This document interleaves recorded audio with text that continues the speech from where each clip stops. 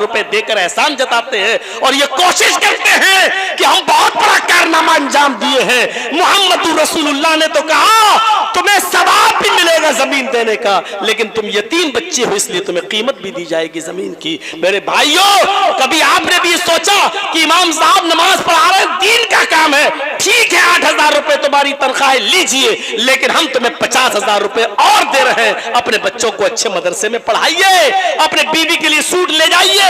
आपके भी बीवी बच्चे हैं, कभी आपने इन मौलवियों ने उलमा के बारे में ये तसव्वुर किया?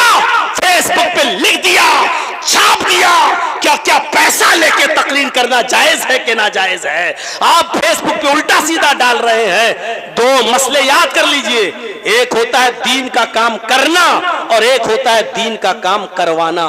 दीन के काम करने की उजरत नहीं ली जा सकती है। जैसे मैं इटावा में रहता हूं, जुमा पढ़ाता हूं, कोई पैसा नहीं लेता हूं। इटावा में रहता हूं, मदरसा देखता हूं, कोई पैसा नहीं लेता हूं। लेकिन आप दीन का काम कर नहीं रहे, करवा रहे हैं। लिहाजा जब आप दीन का काम करवा रहे हैं तो आपको जिसको बुलाया जा रहा है उसको देना पड़ेगा, क्योंकि दीन का काम आप कर नहीं रहे, करवा रहे हैं। और दीन का काम अगर आपको करना था तो आपकी मस्जिद का इमाम भी वही बातें बता रहा है जो मैं बता रहा हूं, लेकिन आप अपनी मस्जिद के इमाम से ये बातें नहीं ले रहे हैं। आप जब दूसरे को बुला रहे हैं तो उसको हवाई जहाज का किराया भी देना पड़ेगा, उसको राजधानी का किराया भी देना पड़ेगा, और वो अगर अपने आने जाने की डिमांड करे और उजरत करे तो वो भी आपको देना पड़ेगा।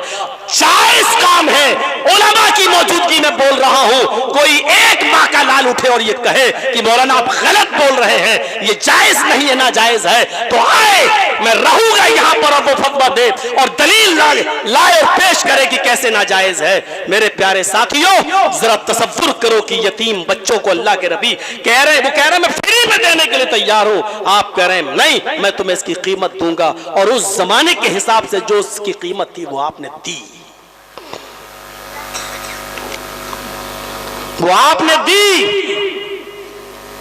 दीन का काम करो, फ्री में करो, कौन मना कर रहा है? लेकिन किसी से दीन का काम फ्री में करवा नहीं सकते हो आप। मस्जिद बनाना दीन का काम है, करो कोई नहीं, लेकिन मस्जिद बनाने के लिए जिनको बुला रहे हो उसको उजरत देना पड़ेगी।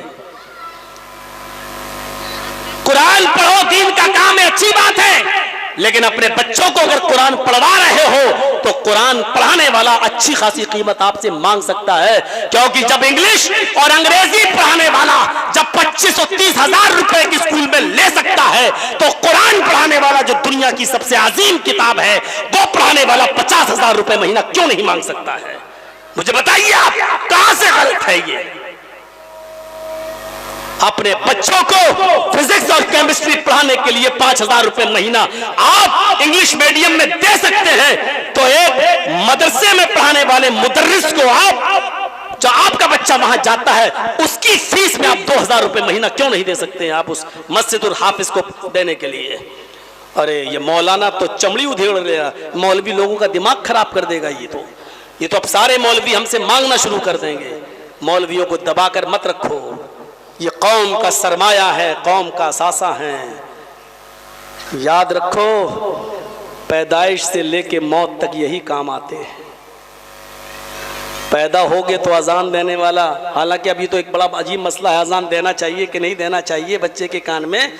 चलिए अभी छोड़ दो, थोड़ा सा फितना नहीं फैलाना चाहिए।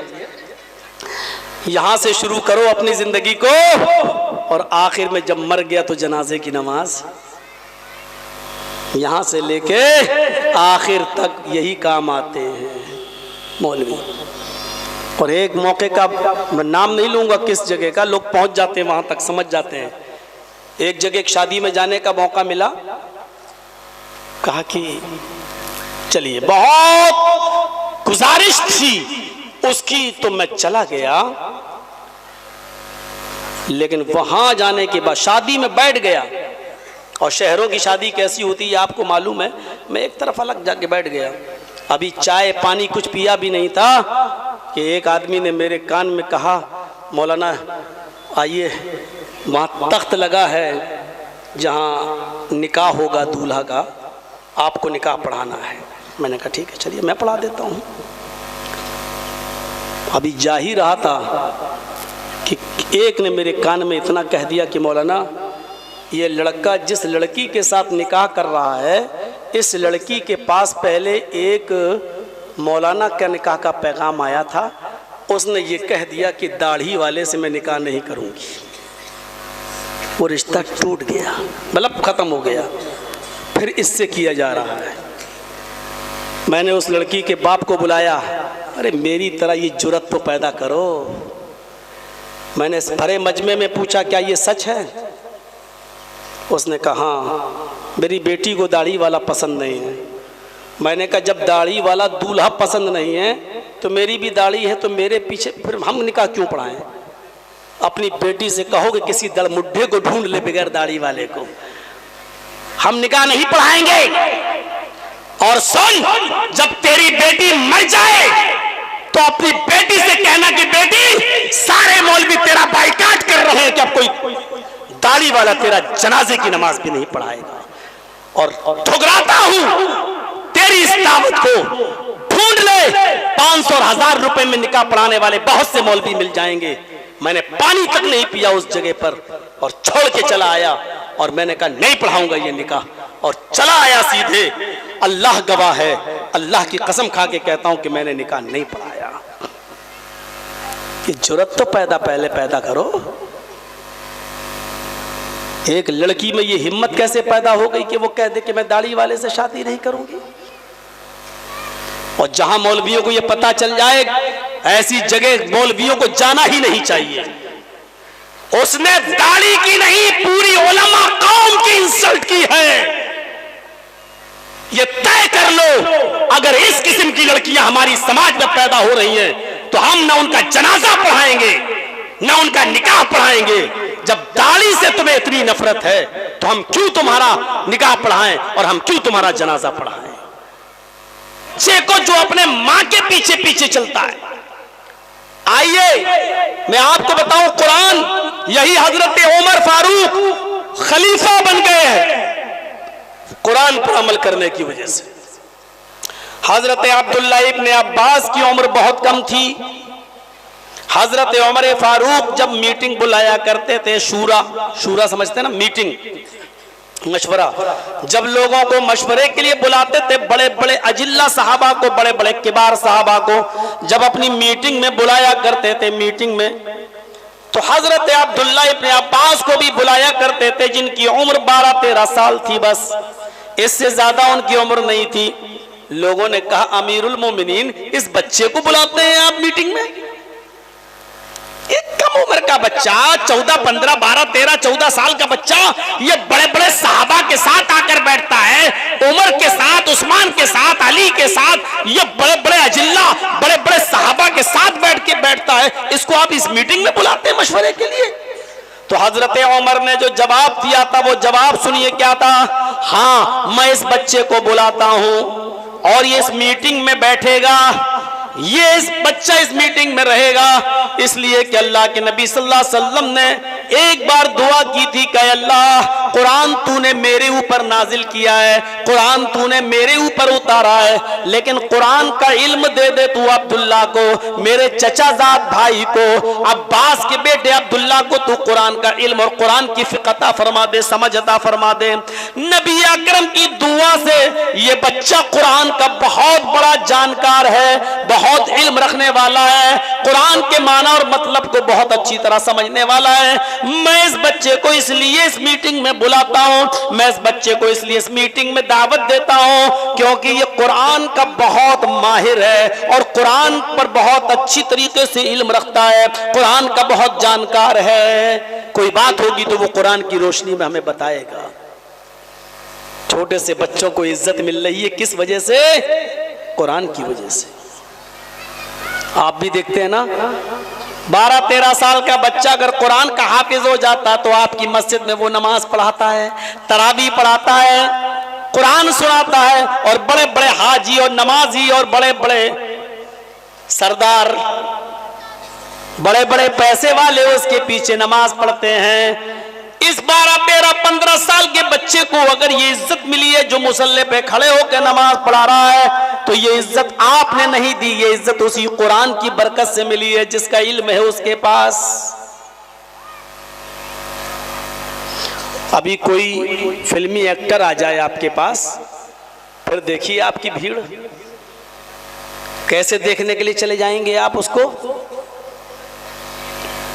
लेकिन मैं दावे के साथ कह सकता हूं कि अल्लाह की कसम,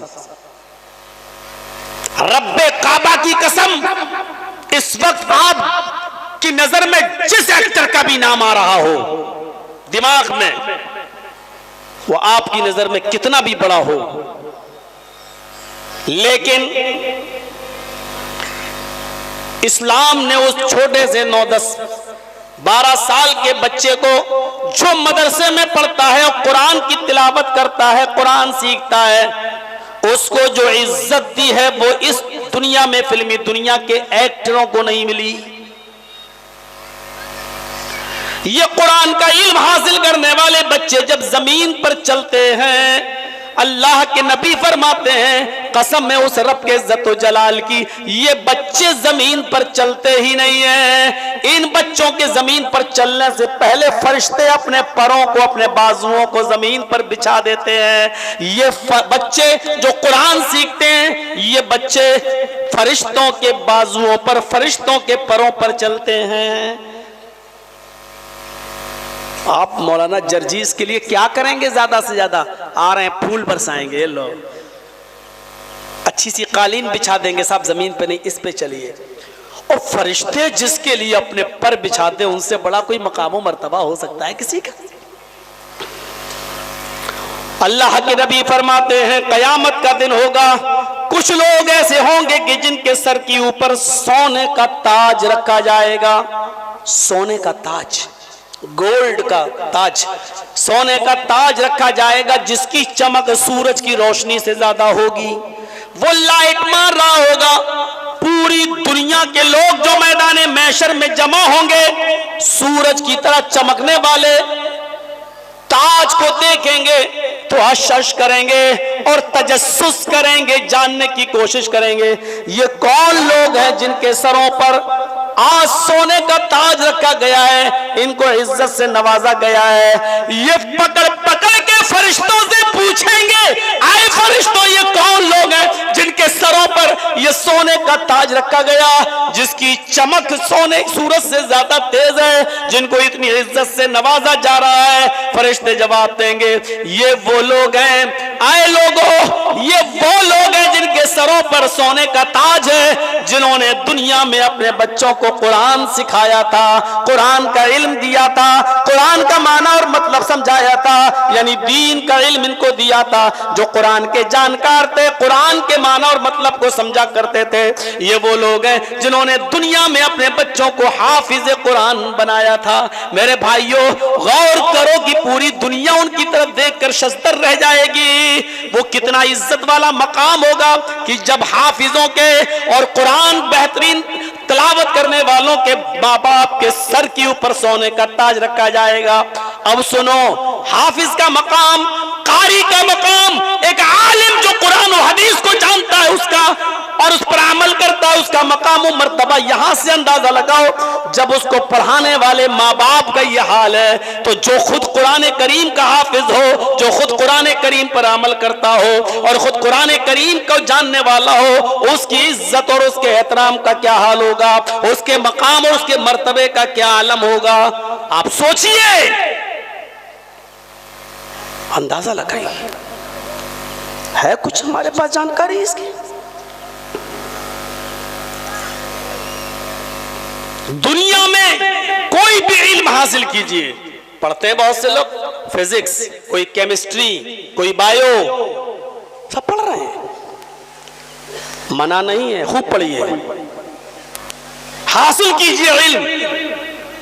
लेकिन नबी अकरम सल्लल्लाहु अलैहि वसल्लम ने फरमाया खैरुकुम मन तअल्लमल कुरान व अल्लमा, तुम में सबसे बेहतर लोग वो हैं जो दुनिया में, तुम में सबसे बेहतर लोग वो हैं जो कुरान को सीखते हैं और दूसरों को सिखाते हैं। कुरान सीखने वाले भी सबसे बेहतर और कुरान को सिखाने वाले भी सबसे बेहतर, ये दुनिया में सबसे बेहतर लोग हैं। आज कुरान सीखने वालों को किस नजर से देखा जाता है और कुरान सिखाने वालों को किस नजर से देखा जाता है? शादी में 2 लाख का खर्च कर दोगे, अपने होने वाले दामाद को बाइक दे दोगे, यामा दे दोगे, पल्सर दे दोगे, लेकिन जिस मौलवी ने निकाह पढ़ाया है और जिसके कुरान की आयतों के पढ़ने से आपकी बेटी उस पर हलाल हुई है, उसको आप 500 रुपया टिका के भेजते हो, शर्म आनी चाहिए। यही उलमा की इज्जत की है तुमने, यही एक आलिम की इज्जत है आपकी नजर में। ये दीन का काम है। ठीक है, मैं एक मस्जिद बनाता हूं, सारे मुसलमान लेबर को लगाता हूं और किसी भी लेबर को हम 1 रुपया नहीं देते हैं।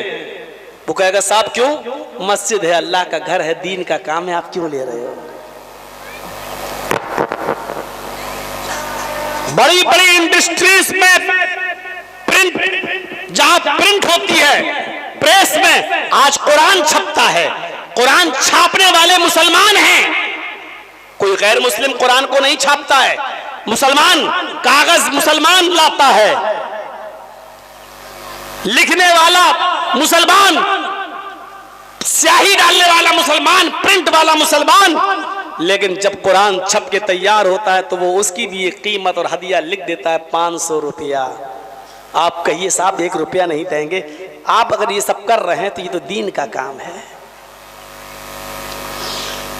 जब मामूली सा एक मजदूर मुसलमान होने के बावजूद जब फ्री में मस्जिद नहीं बना सकता है और आप मस्जिद बनाने वाले को उसकी कीमत देते हैं, और देना भी चाहिए। जब अल्लाह के नबी मदीना में पहुंचे और मस्जिद नबी की बुनियाद डाली, मस्जिद नबी बनकर तैयार, तो 2 यतीम बच्चे थे जिनकी जमीन थी। अल्लाह के नबी सल्लल्लाहु अलैहि वसल्लम ने फरमाया, आए यतीम बच्चों ये जमीन बेच दो, हमें दे दो, ताकि इसको हम मस्जिद नबी के अंदर थोड़ा सा बड़ा करना है। नमाजी बढ़ गए हैं, मुसलमान इस्लाम लाने वाले बढ़ रहे हैं, इसलिए मस्जिद को बढ़ा दें हम। वो दोनों यतीम बच्चे बहुत गरीब थे, लेकिन जब उन्होंने सुना कि अल्लाह के नबी मस्जिद के लिए जमीन चाहते हैं तो आप उन दोनों यतीम बच्चों ने फ्री में जमीन दे दी। अल्लाह के रसूल, इस मस्जिद के लिए हम फ्री में अपनी अपनी जमीन देने के लिए तैयार हैं। दोनों भाई थे। अल्लाह के नबी ने फरमाया नहीं, तुम्हें इस जमीन की कीमत लेना पड़ेगी। उन्होंने कहा अल्लाह के रसूल, क्या हम सवाब लेने का हक नहीं रखते हैं? देखिए मस्जिद के लिए कौन जमीन दे रहा और इनकार। अल्लाह के नबी ने क्या कहा, इधर आइए, हमने तो अभी टेबल हटवाई है और आप सबके सामने वहीं बैठ जा रहे हैं, आइए इधर। नहीं ठीक है, लेकिन लोगों के वहां सामने नहीं। उन्होंने कहा हमें सवाब चाहिए इसलिए हम दे रहे हैं। अल्लाह के नबी ने फरमाया नहीं, तुम्हें इसकी कीमत लेना पड़ेगी। कहा अल्लाह के नबी सल्लल्लाहु अलैहि वसल्लम मुझे सवाब चाहिए। आपने कहा तुमने नियत कर ली सवाब की, तुम्हें सवाब मिलेगा ही जमीन देने का, लेकिन उसकी कीमत हम तुम्हें हर हाल में फिर भी देंगे। चंदा किया गया और कीमत दी गई। लोगों ने बात में पूछा अल्लाह के नबी, आपने उन यतीम बच्चों को कीमत क्यों दे दी? वो तो फ्री में भी जमीन देने के लिए तैयार थे।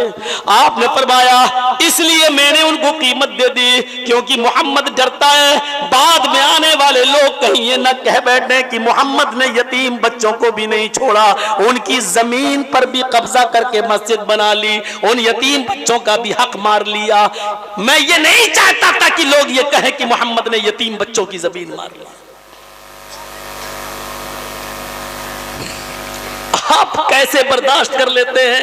एक मौलवी आपके यहाँ नमाज पढ़ाता है, उसके भी 5 बच्चे हैं, 6 बच्चे हैं। आप अपने घर का खर्चा देखिए और उसके घर का खर्चा देखिए, और आप उसको 7 और 8 हजार रुपए देकर एहसान जताते हैं और ये कोशिश करते हैं कि हम बहुत बड़ा कारनामा अंजाम दिए हैं। मोहम्मद रसूलुल्लाह ने तो कहा तुम्हें सवाब भी मिलेगा जमीन देने का, लेकिन तुम यतीम बच्चे हो इसलिए तुम्हें कीमत भी दी जाएगी जमीन की। मेरे भाइयों, कभी आपने भी सोचा कि इमाम साहब नमाज पढ़ा रहे हैं, दीन का काम है, ठीक है 8,000 रुपए तुम्हारी तनख्वाह लीजिए, लेकिन हम तुम्हें 50,000 रुपए और दे रहे हैं, अपने बच्चों को अच्छे मदरसे में पढ़ाइए, अपने बीवी के लिए सूट ले जाइए, आपके भी बीवी बच्चे हैं। कभी आपने इन बच्चे मौलवियों ने उलमा के बारे में ये तसव्वुर किया? फेसबुक पे लिख दिया, छाप दिया। क्या क्या पैसा लेके तकरीर करना जायज है कि नाजायज है? आप फेसबुक पे उल्टा सीधा डाल रहे हैं। दो मसले याद कर लीजिए, एक होता है दीन का काम करना और एक होता है दीन का काम करवाना। दीन के काम करने की उजरत नहीं ली जा सकती है। जैसे मैं इटावा में रहता हूं, जुमा पढ़ाता हूं, कोई पैसा नहीं लेता हूं। इटावा में रहता हूं, मदरसा देखता हूं, कोई पैसा नहीं लेता हूं। लेकिन आप दीन का काम कर नहीं रहे, करवा रहे हैं। लिहाजा जब आप दीन का काम करवा रहे हैं तो आपको जिसको बुलाया जा रहा है उसको देना पड़ेगा, क्योंकि दीन का काम आप कर नहीं रहे, करवा रहे हैं। और दीन का काम अगर आपको करना था तो आपकी मस्जिद का इमाम भी वही बातें बता रहा है जो मैं बता रहा हूं, लेकिन आप अपनी मस्जिद के इमाम से ये बातें नहीं ले रहे हैं। आप जब दूसरे को बुला रहे हैं तो उसको हवाई जहाज का किराया भी देना पड़ेगा, उसको राजधानी का किराया भी देना पड़ेगा, और वो अगर अपने आने जाने की डिमांड करे और उजरत करे तो वो भी आपको देना पड़ेगा। जायज काम है, उलमा की मौजूदगी में बोल रहा हूं। कोई एक माँ का लाल उठे और ये कहे कि मौलाना आप गलत बोल रहे हैं, ये जायज नहीं है, ना जायज है, तो आए, मैं रहूंगा यहां पर और वो फतवा दे और दलील लाए और पेश करे कि कैसे नाजायज है। मेरे प्यारे साथियों, जरा तसव्वुर करो कि यतीम बच्चों को अल्लाह के नबी कह रहे हैं, वो कह रहे हैं मैं फ्री में देने के लिए तैयार हूं, आप कह रहे हैं नहीं, मैं तुम्हें इसकी कीमत दूंगा। और उस जमाने के हिसाब से जो उसकी कीमत थी वो आपने दी, वो आपने दी। दीन का काम करो, फ्री में करो, कौन मना कर रहा है? लेकिन किसी से दीन का काम फ्री में करवा नहीं सकते हो आप। मस्जिद बनाना दीन का काम है, करो, कोई नहीं, लेकिन मस्जिद बनाने के लिए जिनको बुला रहे हो उसको उजरत देना पड़ेगी। कुरान पढ़ो, दीन का काम है, अच्छी बात है, लेकिन अपने बच्चों को अगर कुरान पढ़वा रहे हो तो कुरान पढ़ाने वाला अच्छी खासी कीमत आपसे मांग सकता है। क्योंकि जब इंग्लिश और अंग्रेजी पढ़ाने वाला जब 25 और 30 हजार रुपए की स्कूल में ले सकता है, तो कुरान पढ़ाने वाला जो दुनिया की सबसे अजीम किताब है वो पढ़ाने वाला 50,000 रुपए महीना क्यों नहीं मांग सकता है? मुझे बताइए आप, कहां से गलत है ये? अपने बच्चों को फिजिक्स और केमिस्ट्री पढ़ाने के लिए 5,000 रुपए महीना आप इंग्लिश मीडियम में दे सकते हैं, तो एक मदरसे में पढ़ाने वाले मुदर्रिस को आप, जो आपका बच्चा वहां जाता है, उसकी फीस में आप 2,000 रुपए महीना क्यों नहीं दे सकते हैं आप उस मस्जिदुल हाफिज को देने के लिए? अरे ये मौलाना तो चमड़ी उधेड़ रहा, मौलवी लोगों का दिमाग खराब कर देगा। ये तो अब सारे मौलवी हमसे मांगना शुरू कर देंगे। मौलवियों को दबाकर मत रखो, ये कौम का सरमाया है, कौम का सासा है। याद रखो, पैदाइश से लेके मौत तक यही काम आते हैं। पैदा हो गए तो अजान देने वाला, हालांकि अभी तो एक बड़ा अजीब मसला है, अजान देना चाहिए कि नहीं देना चाहिए बच्चे के कान में। चलिए अभी छोड़ दो, थोड़ा सा फितना नहीं फैलाना चाहिए। यहां से शुरू करो अपनी जिंदगी को, और आखिर में जब मर गया तो जनाजे की नमाज, यहां से लेके आखिर तक यही काम आते हैं मौलवी। और एक मौके का मैं नाम नहीं लूंगा किस जगह का, लोग पहुंच जाते हैं वहां तक, समझ जाते हैं। एक जगह एक शादी में जाने का मौका मिला, कहा कि चलिए, बहुत गुजारिश थी उसकी, तो मैं चला गया। लेकिन वहां जाने के बाद शादी में बैठ गया, और शहरों की शादी कैसी होती है आपको मालूम है। मैं एक तरफ अलग जाके बैठ गया, अभी चाय पानी कुछ पिया भी नहीं था कि एक आदमी ने मेरे कान में कहा, मौलाना आइए, वहाँ तख्त लगा है जहाँ निकाह होगा दूल्हा का, आपको निकाह पढ़ाना है। मैंने कहा ठीक है, चलिए मैं पढ़ा देता हूँ। अभी जा ही रहा था कि एक ने मेरे कान में इतना कह दिया कि मौलाना, ये लड़का जिस लड़की के साथ निकाह कर रहा है, इस लड़की के पास पहले एक मौलाना का निकाह का पैगाम आया था, उसने ये कह दिया कि दाढ़ी वाले से मैं निकाह नहीं करूँगी। वो रिश्ता टूट गया, मतलब ख़त्म हो गया, फिर इससे किया जा रहा है। मैंने उस लड़की के बाप को बुलाया, अरे मेरी तरह ये जुर्रत तो पैदा करो। मैंने भरे मजमे में पूछा क्या ये सच है? उसने कहा हाँ, मेरी बेटी को दाढ़ी वाला पसंद नहीं है। मैंने कहा जब दाढ़ी वाला दूल्हा पसंद नहीं है तो मेरी भी दाढ़ी है, तो मेरे पीछे फिर हम निकाह क्यों पढ़ाएं? अपनी बेटी से कहो कि किसी दड़मुड्ढे को ढूंढ ले बगैर दाढ़ी वाले को, हम निकाह नहीं पढ़ाएंगे। और सुन, जब तेरी बेटी मर जाए तो अपनी बेटी से कहना कि बेटी सारे मौलवी तेरा बाइकाट कर रहे हैं कि अब कोई दाढ़ी वाला तेरा जनाजे की नमाज भी नहीं पढ़ाएगा। और ठुकराता हूं तेरी इस दावत को, ढूंढ ले 500 और 1000 रुपए में निकाह पढ़ाने वाले बहुत से मौलवी मिल जाएंगे। मैंने पानी तक नहीं पिया उस जगह पर और छोड़ के चला आया, और मैंने कहा नहीं पढ़ाऊंगा ये निकाह, और चला आया सीधे। अल्लाह गवाह है, अल्लाह की कसम खा के कहता हूं कि मैंने निकाह नहीं पढ़ाया। ये जुर्रत तो पहले पैदा करो। एक लड़की में ये हिम्मत कैसे पैदा हो गई कि वो कह दे कि मैं दाढ़ी वाले से शादी नहीं करूंगी? और जहां मौलवियों को ये पता चल जाए, ऐसी जगह मौलवियों को जाना ही नहीं चाहिए। उसने दाढ़ी की नहीं, पूरी उलमा कौम की इंसल्ट की है।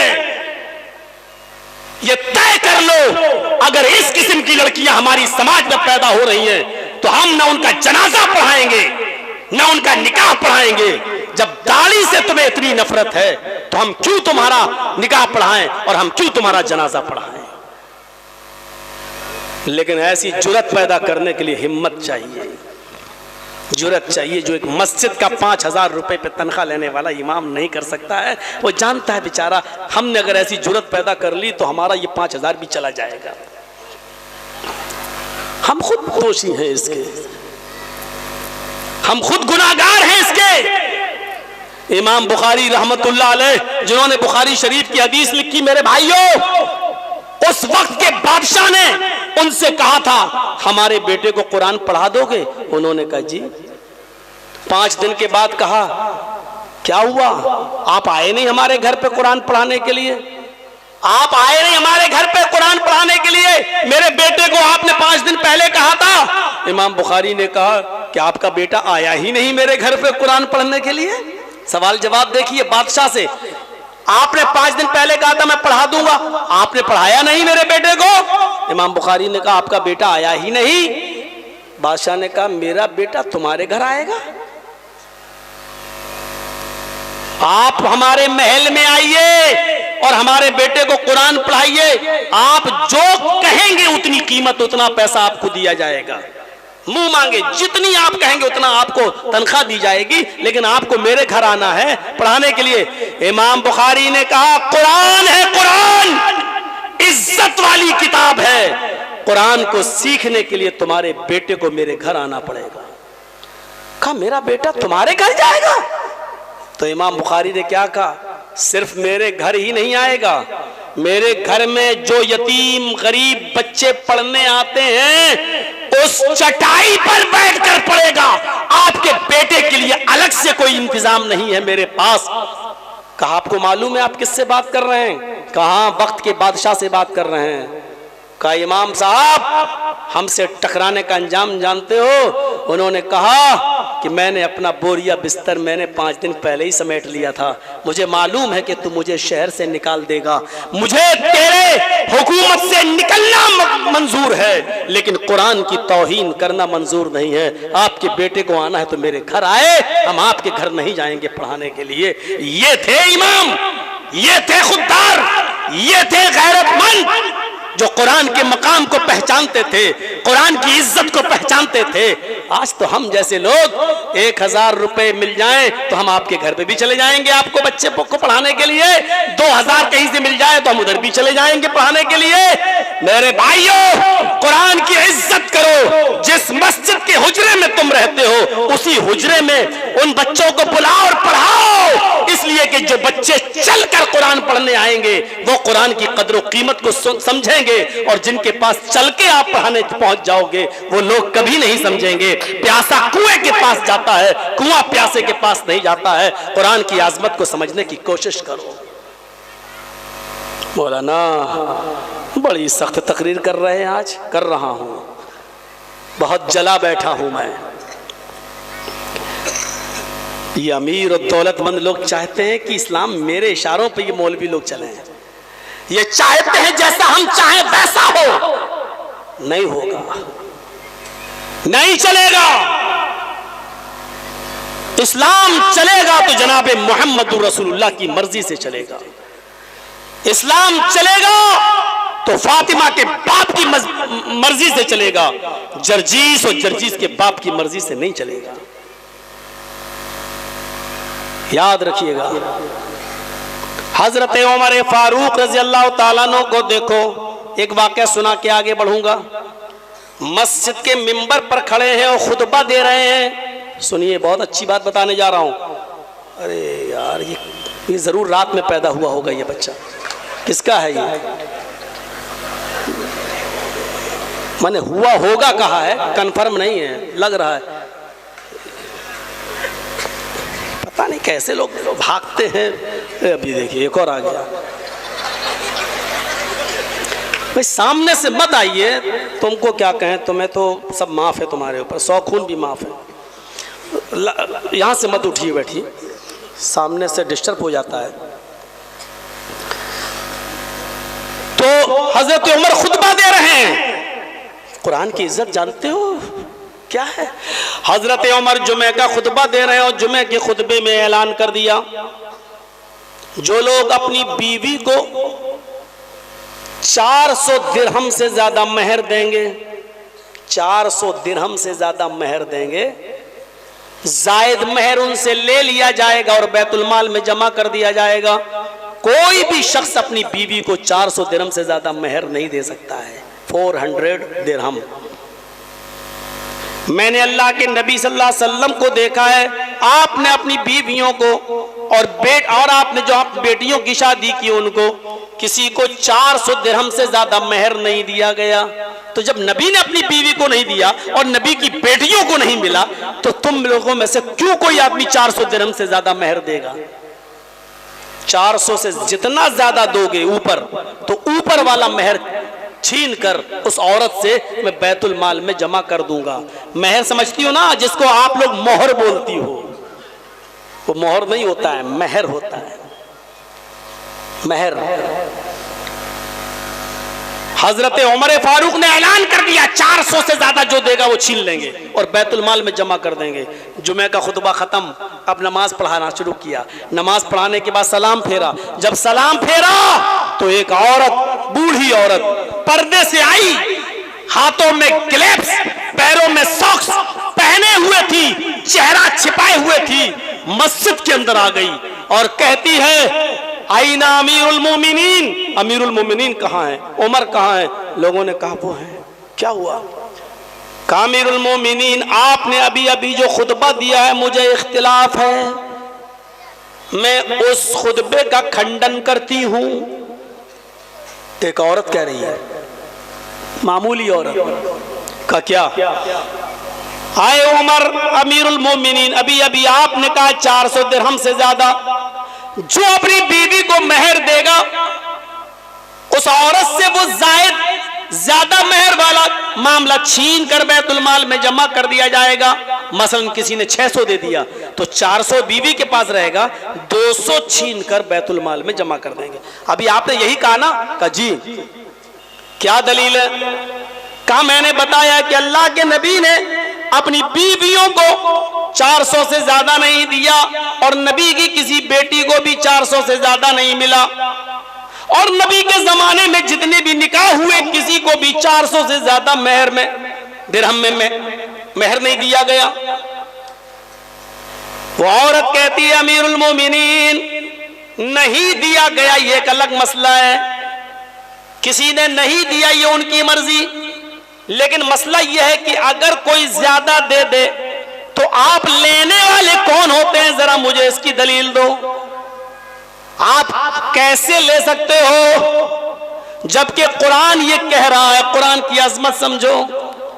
वो एक बूढ़ी औरत हजरत उमर को कुरान की आयत सुना रही है और कहती है, कुरान ये कह रहा है, व आतैतुम इहदाहुन्ना किंतारन फला ताखुजू मिन्हु शैआ।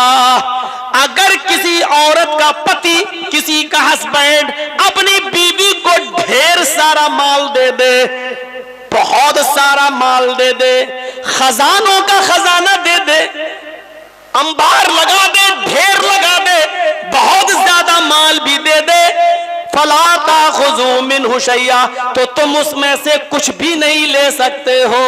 कुरान तो ये कह रहा है कि कोई पति अपनी पत्नी को चाहे कितना माल दे दे, वो उसकी पत्नी का ही माना जाएगा, उसमें से कोई भी कुछ नहीं ले सकता है। कुरान तो कह रहा फला ताखुज़ू मिन्हु शैया, तुम में से कोई भी उसको नहीं ले सकता है। आए उमर, तुम कैसे ले सकते हो? आओ जरा छीनने के लिए हम भी तो देखें। कुरान ने तो मना किया है। हजरत उमर लोगों से पूछते हैं, ये औरत जो बोल रही है, क्या ये आयत कुरान में है? हजरत उमर ने उस औरत को डांटा नहीं। अच्छा, तेरी हिम्मत, तू अमीरुल मोमिनीन से टकराएगी? नहीं।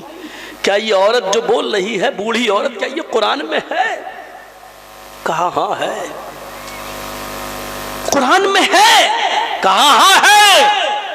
अल्लाह, मेरी नजर से ये कुरान की आयत नहीं गुजरी है, लेकिन मैं सही से समझ नहीं पाया। असल मसला तो यही है, समझने का। कुरान पढ़ते से ज्यादा समझना चाहिए, और वही मेरी तकरीर है। अच्छा, ये आयत कुरान में? हजरत उमर कहते हैं, मुझे ऐसा लगा जैसे आज ही उतरी हो ये कुरान की आयत। दोबारा मिंबर के ऊपर खड़े होते हैं और फिर कहते हैं, लोगों, असाबत इम्रातुन व अख्ता रजुलन, इस औरत ने सच्ची बात की है और उमर से गलती हो गई। अख्ता रजुलन, एक आदमी ने खता कर दी, गलती कर दी। इस औरत ने कुरान की जो आयत सुनाई है, उस आयत को सुनाने के बाद अब किसी से कोई हक नहीं है मैं छीनूं। आप कितना भी अपनी बीवियों को मेहर दे दो, अब मुझे कोई एतराज नहीं है, मैं लेने वाला कौन होता हूं? जब कुरान ने मना कर दिया कि तुम उसमें से कुछ भी नहीं ले सकते, तो मैं कैसे ले सकता हूं? एक औरत ने सही बात कही है और एक मर्द ने, यानी मैंने गलती की है। कुरान वो चीज है कि उमर जैसी हस्ती को भी झुकना पड़ता है। मेरे भाइयों, हम और आप झुकने के लिए तैयार नहीं है कुरान की आयतों पर, कुरान के मामला पर। और जो कुरान की आयतें सुनने के बाद भी कहें नहीं, हम जो कर रहे हैं वही सही है, समझ लो कि वो अपने आप को नबी के मुकाबले पे लाके खड़ा कर रहा है। समझ लो कि वो अल्लाह के मुकाबले पे अपने आप को लाकर खड़ा कर रहा है। वो आदमी दीन का दुश्मन है। इसलिए कभी भी शरीयत से जंग मत कीजिएगा, कभी भी शरीयत से जंग मत कीजिएगा। आपको याद होगा, ग़ज़वा उहद में 70 सहाबा शहीद कर दिए गए। कितने सहाबा? 70। जब जंग खत्म होती है, अल्लाह के नबी सल्लल्लाहु अलैहि वसल्लम उनको दफनाते हैं। 70 को अब दफनाना है ना, 70 सहाबा को। अब 70 कब्रें खोदने में बड़ी दिक्कत हो रही है। एक एक कब्र में 3-3, 4-4 लोगों को रखना पड़ रहा है। एक एक कब्र में 4-4, 3-3 लोगों को उतारना पड़ रहा है। अब 70 लोगों को दफनाना है। अब ये नहीं कि उठाओ, लाओ इनको, लाओ, चलो इनको लाओ, ऐसे नहीं लाया गया। कैसे दफनाया गया? कुरान की आज़मत को समझो। अल्लाह के नबी उन 70 लाशों के पास, जो सहाबा शहीद हो गए, उनके पास खड़े हैं और सहाबा से पूछते हैं, इन 70 लोगों में सबसे ज्यादा कुरान किसको याद था? सबसे ज्यादा कुरान का आलिम कौन था? सबसे ज्यादा कुरान पर अमल करने वाला कौन था? इशारा होता कि फला, इसने कुरान सबसे ज्यादा पढ़ता था, सबसे ज्यादा उसकी तिलावत करता था, उस पर अमल करता था। आप कहते थे उठाओ उसको, सबसे पहले उसको उठाया जाता, फिर कब्र में उतारा जाता, फिर आप कहते इसके बाद कुरान किसको सबसे ज्यादा याद था? इशारा होता फला को, फिर उसको उठाया जाता, कब्र में उतारा जाता। मेरे भाइयों, इस तरतीब से उतारा गया कि कुरान पर अमल करने वाला कौन था, कुरान पर सबसे ज्यादा अमल करने वाला और उसकी तिलावत करने वाला कौन था? जिसको सबसे ज्यादा कुरान पर अमल होता और जो तिलावत करता, उसको सबसे पहले कब्र में उतारा जाता। इससे आप अंदाजा लगा सकते हैं कि कुरान का मकाम क्या है। अल्लाह के नबी सल्लल्लाहु अलैहि वसल्लम अपनी जिंदगी में, अपनी हयात में कुरान को क्या मकाम देकर गए हैं। सहाबा सब जन्नती हैं। जंगे उहद में जितने सहाबा शहीद हुए सब जन्नती हैं, लेकिन इसके बावजूद नमरूद बराबर का दर्जा नहीं मिला। सबसे पहले कब्र में उसको उतारा है जो सबसे ज्यादा कुरान का आलिम था, फिर उसके बाद उसको जो उसके बाद था, फिर उसको जो उसके बाद था, फिर उसको जो उसके बाद था। मैंने कहा ना मेरी स्पीड बढ़ जाएगी, मैंने बढ़ा दी क्योंकि अब आप समझ गए, समझ रहे होंगे, क्योंकि मैंने आपको बांध पहले से दिया था। ये बार बार तुम भी मत उठा करो ना, हम फेंक देंगे तुम्हारा भी कैमरा उठा करो। नौटंकी हम दूसरों को मना कर रहे हैं, एक बार सेट नहीं हो पाता तुमसे। मेरा अपना चैनल वाला 50 दफे समझा चुके हैं कि एक बार सेट कर लो। एक साहब भाग गए, देखा आपने? यहीं से अंदाजा लगाइए, सुनने नहीं आए थे, सिर्फ रिकॉर्ड करने आए थे और कमाने आए थे। मेरी नजर सब पे रहती है। मैं तो चाह रहा था उसी वक्त बोलूं, लेकिन मौजू बदल जाता मेरा। अगर तुम्हारे अंदर दीन की ही मोहब्बत थी तो बैठते, ठीक है मैंने मना कर दिया, दूर से आए थे तुम चैनल लेकर, मैंने मना कर दिया, सुनते, लेकिन तुम्हें सुनना ही नहीं था, तुम्हें तो पैसा कमाना था चैनल के जरिए। और ऐसे ही लोगों ने हमें रुस्वा किया है, ऐसे ही लोगों ने हमें जलील किया है। उसको सबसे पहले उतारा गया, ये मकाम था, मर्तबा था, अल्लाह के रसूल ने बता दिया। खाने काबा की दीवार पर मुकाबला होता था अशार का। कोई आता था, एक शेर लिख देता था शायर, दूसरा शायर उसमें कमी निकाल देता था, ये कोई शेर है। और जिस शायर के शेर में कोई कमी नहीं निकाल पाता था, उसको सबसे बड़ा